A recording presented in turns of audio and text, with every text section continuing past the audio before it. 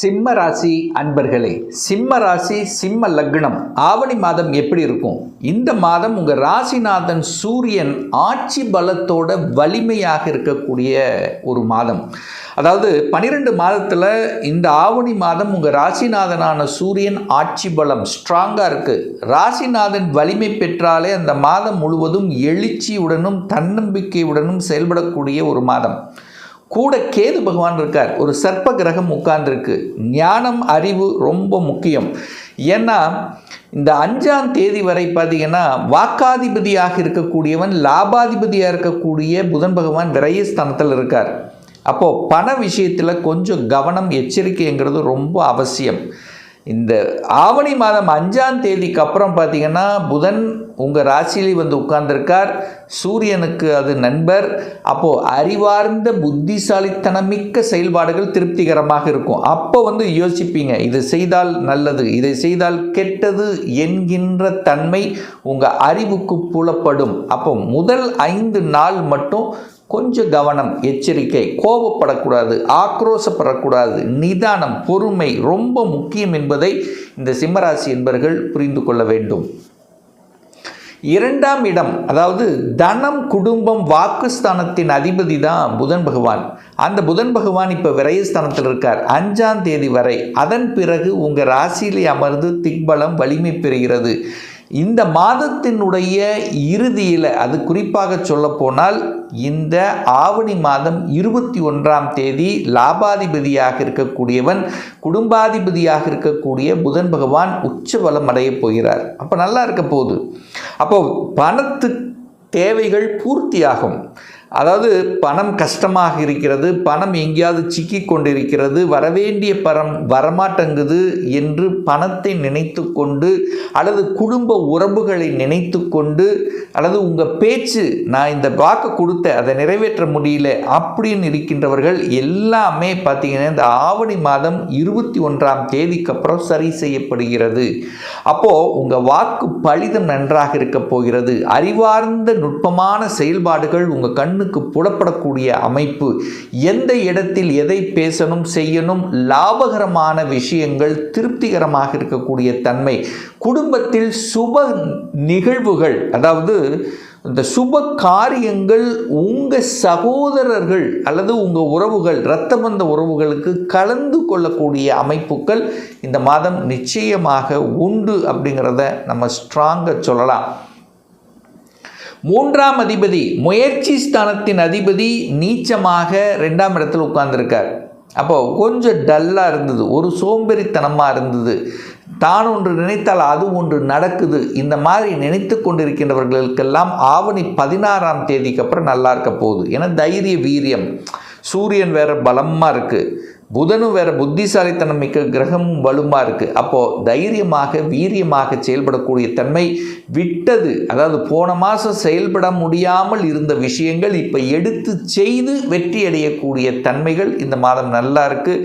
பிரயாணங்கள் நல்லா இருக்கும். சுக்கிரன் ஆட்சி பலம் அடைகிறார். 3ஆம் அதிபதி வலிமை பெறுது. அந்த 3ஆம் இடத்துல தான் இந்த இசை இருக்கிறது. எழுத்து சம்பந்தப்பட்ட கதை கட்டுரை, இந்த இலக்கியம் சம்பந்தப்பட்ட துறையில் இருக்கக்கூடிய அத்துணை சிம்மத்துக்கும் ஒரு நல்லவைகள், நல்ல தன்மைகள் கொடுக்கக்கூடிய அமைப்பு, புதிய ஒப்பந்தங்கள் கிடைக்கக்கூடிய அமைப்பு. எந்த ஒப்பந்தமாக இருந்தாலும் வரவுகள், அதாவது டிராவல் மூலமாக நண்பர்கள் மூலமாக அனுகூலம் ஆதாயம் கிடைக்கக்கூடிய ஒரு மாதம் இந்த ஆவணி மாதம் 16ஆம் தேதிக்கு அப்புறம் நிச்சயமாக எதிர்பார்க்கலாம் இந்த சிம்மராசி அன்பர்கள். 4ஆம் அதிபதி சுகத்தை தரக்கூடியவன் யார் அப்படின்னா செவ்வாய் பகவான். அந்த செவ்வாய் பகவான் தான் இந்த சிம்மத்துக்கு யோகாதிபதி, ராஜ யோகாதிபதி. லாபஸ்தானத்தில் உட்கார்ந்துருக்கு இந்த மாதம் முழுவதும். அப்போது 4ஆம் இடத்தை பாக்யாதிபதியாக இருக்கக்கூடிய குரு பகவான் பார்க்குறார். அப்போ நிச்சயமாக செலவுகள் என்பதை சுப செலவுகளாக, 4ஆம் இடம் வீடு வண்டி வாகனம் இதையெல்லாம் குறிக்கக்கூடிய ஒரு இடம். அப்போது அதெல்லாம் வாங்கலாமா அப்படியான சிம்மராசி என்பவர்கள் தாராளமாக வாங்கி கொள்ளலாம். வாங்குவதற்கு எந்த தடையும் ஏற்படுத்த போவதில்லை. ஏன்னா 4ஆம் அதிபதி லாபஸ்தானத்தில் உட்கார்ந்துருக்கு. 4ஆம் இடத்தை தனக்காரக கிரகமான குரு பகவான் பார்க்கிறார். அப்போ 4ஆம் இடம் ஆக்டிவேட் ஆகுது. அப்போ ஒரு இடம் வாங்கணும்னு நினச்சிட்டு இருக்கவங்க தாராளமாக வாங்கலாம். ஒரே ஒரு விஷயம் என்னென்னா, இந்த மாதம் புதன் கேதுவோடு வந்து சேர்றார். அப்போ என்னென்னா, புதன் என்ன டாக்குமெண்ட்டு, இந்த மாத தொடக்கத்தில் விரயஸ்தானத்தில் இருக்கார், அப்புறம் கேதுவோடு சேர்றார். அப்போது இந்த மாதம் குறிப்பாக சொல்லப்போனால் ஆவணி மாதம் 20ஆம் தேதி வரை எந்த டாக்குமெண்ட், இடம் வாங்கினாலும் சரி, வீடு வாங்கினாலும் சரி, ஒரு ரிஜிஸ்ட்ரேஷன் பண்ணாலும் இருந்தாலும் சரி, டாக்குமெண்ட் பக்காவாக இருக்குதா அப்படிங்கிறத ஒரு தடவைக்கு 2 தடவை செக் பண்ணணுங்கிறத ஞாபகத்தில் வைத்து கொள்ளுங்கள். ஏன்னா டாக்குமெண்ட்டுக்கு சொந்தக்காரர் புதன், அவர் விரயஸ்தானத்தில் இருக்கார். 20ஆம் தேதி வரை கேதுவோடு சேர்ந்திருக்கார். ஸோ இதனால தான் சொல்கிறேன். ரைட். 5ஆம் இடம் என்பது பூர்வ புண்ணிய ஸ்தானத்தை குறிக்கக்கூடிய இடம்.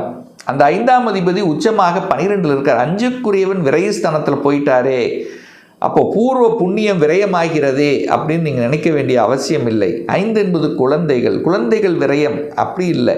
குழந்தைகள் வெளியே போக போகிறாங்க. 12ஆம் இடம் என்பது வெளிநாடு, வெளி மாநிலத்தை குறிக்கக்கூடிய தன்மை. அப்போது உங்கள் குழந்தைகள் படித்த முடித்தவுடன் இப்போ வேலை எதிர்பார்த்து காத்து கொண்டிருப்பவர்கள் உங்கள் ஊரை விட்டு வெளியே நகரக்கூடிய சந்தர்ப்பங்களை உருவாக்கும். அல்லது படித்து கொண்டிருக்கக்கூடிய குழந்தைகளாக இருந்தால் உங்கள் ஊரை விட்டு வெளி டிஸ்ட்ரிக்ட், வெளி மாநிலம் அல்லது வெளிநாட்டில் போய் படிக்கக்கூடிய சந்தர்ப்பங்களை உருவாக்கும். அதுதான் 5க்குரியவன் 12இல் உச்சமாக இருக்கிறார். ரைட். 6ஆம் இடத்தை குரு பகவான் பார்க்கிறார். 6ஆம் இடத்தை வளர்க்குது, கடனை வளர்க்கப் போகிறது. அப்போது கடன் தன்னுடைய கட்டுப்பாட்டில் இருக்க வேண்டும் என்பதை ஞாபகத்தில் வச்சுக்கோங்க. இந்த சிம்மராசி என்பவர்கள் கடனை பெருக்கிறதுக்கு ரெடியாக இருக்குது. நீங்கள் எங்கே கேட்டாலும் கடன் கொடுத்துருவாங்க. ஆனால் கடனை வாங்கி கடனை அடைத்தல் என்கின்ற நிகழ்வுக்கு சென்று கொண்டிருக்கும். அப்போ என்ன அர்த்தம்? இந்த வருடம் கடன் வளர்க்கக்கூடிய வருடமாக இருக்கிறதுனால சுப கடன்களை ஏற்படுத்தி கொள்வது ஒரு புத்திசாலித்தனம் அப்படின்னு எடுத்துக்கலாம். அல்லது ஏதாவது என்ன சொல்கிறது, ஒரு இடத்துலையோ நிலத்திலேயோ இன்வெஸ்ட் பண்ணுறது ஒரு சிறந்த ஒரு ஆப்டாக உங்களுக்கு இருக்கும். 7க்குரியவன் போய் 8ல் மறைஞ்சிட்டார். 7க்குரியவன் 8ல் போய், அப்போ திருமணத்தில் சில தடைகளையும் ஒரு தாமதத்தையும் இந்த சிம்மராசி என்பவர்கள் ஏற்படுத்தும். அப்போது டோட்டலாக திருமணம் நடக்காதுன்னு நான் சொல்ல போகிறதில்ல, சில தடைகளையும் பிரச்சனைகளை கொடுப்பதற்கான அமைப்பு இருக்கிறதுனால கொஞ்சம் ஒரு என்ன சொல்கிறது, ஒரு கேர் அப்படிங்கிறது முக்கியம். எந்த ஒரு விஷயமாக இருந்தாலும் ஒரு கேர், கணவன் மனைவிக்குள்ளே விட்டு கொடுக்கக்கூடிய மனப்பான்கு, கோபம் வரக்கூடாது. ஏன்னா சனி 6ஆம் அதிபதியாகவும் இருப்பார், 7ஆம் அதிபதியாகவும் செயல்படுவார். அவர் 2ஆம் இடத்தை பார்க்குறார், வாக்குஸ்தானத்தை பார்க்குறார், 8லிருந்து பார்க்குறார். அப்போ டக்குன்னு கோபம் வரும். என்றைக்கோ பேசின விஷயத்தை இப்போ பேசி சண்டை பெருசாக்கும். அப்போது கண்டிப்பாக கணவன் மனைவியாக இருந்தால் சிம்மராசி என்பவர்கள் விட்டு கொடுத்து அனுசரித்து செல்லணுங்கிறத ஆழமாக மனதில் பதிய வைத்து கொள்ளுங்கள். ஏன்னா உங்களுக்கு இப்போது அஷ்டம சனி நடந்து கொண்டிருக்கின்ற காரணத்தாலும். ரைட். பாக்யாதிபதி 11ஆம் இடத்தில் இருக்கார். நல்லது, அப்பாவால் நன்மை உண்டு. ஏன்னா சூரியன், காரக கிரகம் சூரியன், கேதுவோட சேர்ந்துட்டாரே, ஏதோ ஒரு தொந்தரவு பிரச்சனை, அப்பாவுக்கு சின்ன சின்ன தொந்தரவுகள் வந்தாலும் 9ஆம் அதிபதி 11ஆம் இடத்தில் இருக்கிறனால இந்த மாதம் பெரிய தீங்கு என்பது நிச்சயமாக இல்லை. அப்பா மூலமாக நல்லது, அதிகாரத்தின் மூலமாக நல்லவைகள், அரசாங்கத்தின் மூலமாக சில நன்மைகள், அதிகாரம், அதாவது அரசாங்க விரோத போக்குக்கு போயிடக்கூடாது. ஏன்னா கேது உட்கார்ந்துருக்கு, தண்டனை கொடுத்துவிடும்.